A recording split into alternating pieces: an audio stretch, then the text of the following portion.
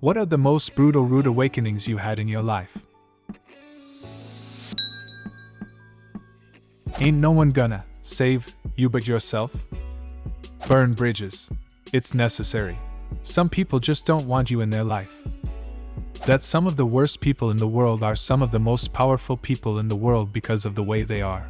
Unfortunately, often people who are willing to do things most people aren't to get ahead end up being the ones who accumulate a lot of power. Once you really internalize it, it is a shitty realization. It is possible to outlive your child. Not everyone is going to like you, and you need to be okay with this. Constantly putting yourself down and moping all the time makes others not want to be around you, and having a negative mindset 24/7 makes you a less likable person. Literal rude awakening. Almost every morning for about the first 2 weeks after my dad died, I woke up blissfully, having forgotten. About 2 seconds into consciousness, the realization that he was dead hit me, and it was like finding out for the first time all over again. One of the most painful things in the world. I remember a couple months after my mom died, I had a dream that she died, and I was absolutely engulfed in grief. I woke up so happy and relieved and thought, "Thank God, it was just a dream." Then it hit me. She really was dead. Like you said, it was like finding out all over again. You can be the juiciest peach on the tree and people will still not choose you. Many people have so little peace with themselves that they have an overwhelming impulse to prevent others from living in peace. Money rules everything, and you'll likely end up in the same class structure as your parents unless you get a large investment from someone.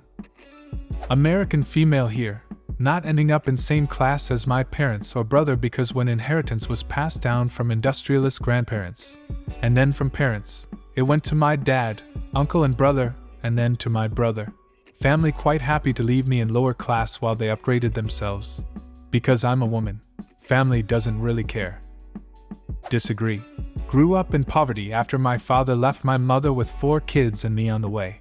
Due to living in Scotland, us kids had a good chance to climb the class ladder. Free university, so me and my siblings all got degrees and now own houses. I have a master's and own 2 properties. Never had inheritance or any other investment from anyone. You received an investment from the taxpayers. I'm very grateful you did, as getting and keeping people out of poverty benefits us all. But you certainly did receive an investment from many someones. Not making a choice is making a choice. The people you love and trust can hurt you. Honestly, it hurts more because you don't see it coming. My sister dated a guy for 4 years. He quickly became my best friend after living with us during COVID. He was one of my favorite person ever. We decided that even if my sis and him broke up, we'd stay best friends. I didn't see any reason why we wouldn't have stayed friend. Then he admitted on my birthday that he had sexually assaulted a minor, and every lie's unraveled. Turns out, I didn't know this person at all. I'm still grieving the loss of the friend I thought I had.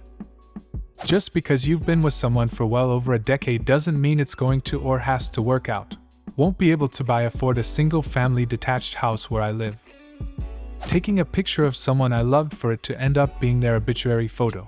It haunts me knowing that any photo I take could be someone else's too, or mine. Life felt so much more fragile and uncertain after that. I also extend this to artifacts found in history, like I saw part of a cabinet door rescued from a basement in Pompeii. The description was going on and on and on about the artistry and craftsmanship, which, okay, but you don't know that. You have no idea if the burnt planks represent the best of the best. I mean, imagine if something from the discount bin at IKEA ended up being the only example of Quaker style after some massive apocalypse. Palmyra. This ugly cabinet thing in the main room is so hideous and poorly made. We have much better from Herculaneum with inlays. Why this? Oh, Mom gave it to us when we got married. She got it from some guy selling them by the dozen from Crete. If we don't have it out, Mom will get upset when she visits. How about this? We put this in the basement for the slaves. Fine. That's why it survived, albeit barely. It was in the root cellar. You know those 2 ghosts are like. Oh my God, I know. I see that with some last photos. I had a friend who died, but her mom picked out her employee photo from where she once worked at the local supermarket. Imagine a punk Wiccan free spirit dressed in a pantsuit for her former day job blown up for the funeral. She would have been mortified. When shit hits the fan in your life, you will most likely be left to deal with it on your own while everyone around you watches and rubbernecks your situation. When you succeed in life, no one will congratulate you. In fact, they will probably shade you until they need something from you.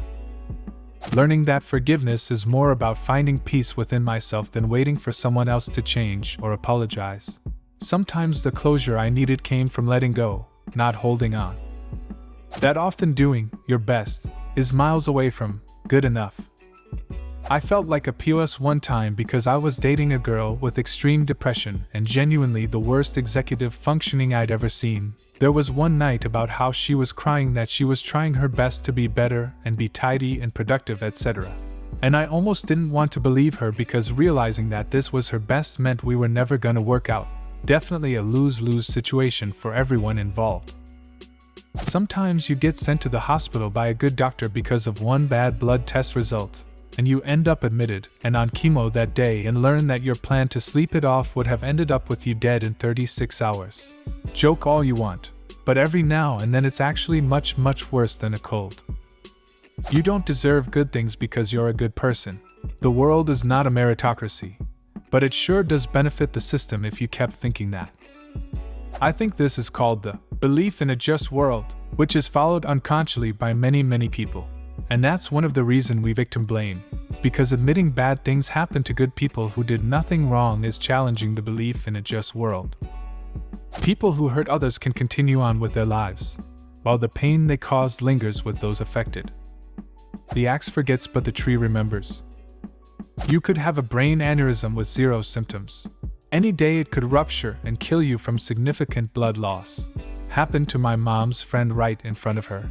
The seemingly perfectly healthy woman died at 40 without warning during a work trip and while having drinks with her friends. One second she was laughing, the next second she was on the ground. Never woke up again. My poor mom was the one that had to call her husband and kids. In January 2021, I woke up beside my partner who had died of an aneurysm overnight. Probably when I was fired from a job that I thought I had everyone convinced I was doing a great job. I knew I wasn't. When I was fired, I knew they knew. It was humiliating and humbling. I learned a lot from that. People you love will die, and once they're gone for good. As desperately as you wish you had 5 more minutes to say your goodbyes, you'll never get them. So, make sure your loved ones know you love them now. That drug dealers weren't just cartoonish gangsters in trench coats who stood at corners waiting for impressionable children to walk by. When I was young, I had anger issues and lashed out at the collective bullying I received. Then one day went too far and had to go to a therapy-based school.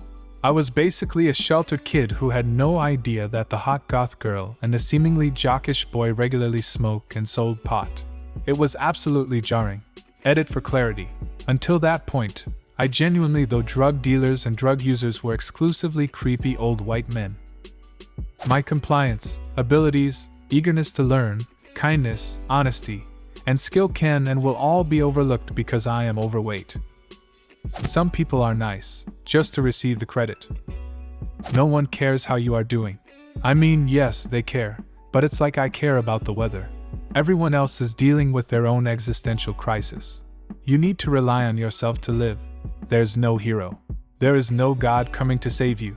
Any bit of magic you thought existed in the universe is snuffed out forever. That's why it's so critical you treat people kindly. We are all adrift. You can't make someone want to change. And if they don't want to, they won't. Even if that means losing you, they won't.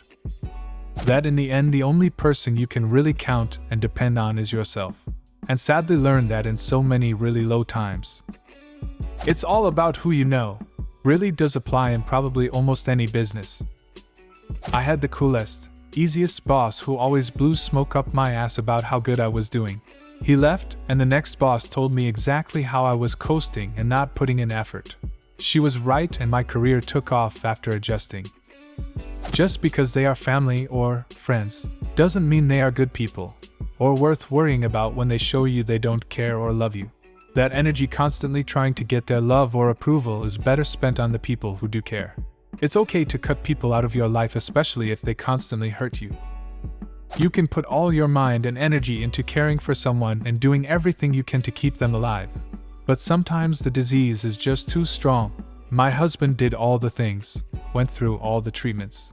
I learned everything I could, researched, listened to the doctors and took notes.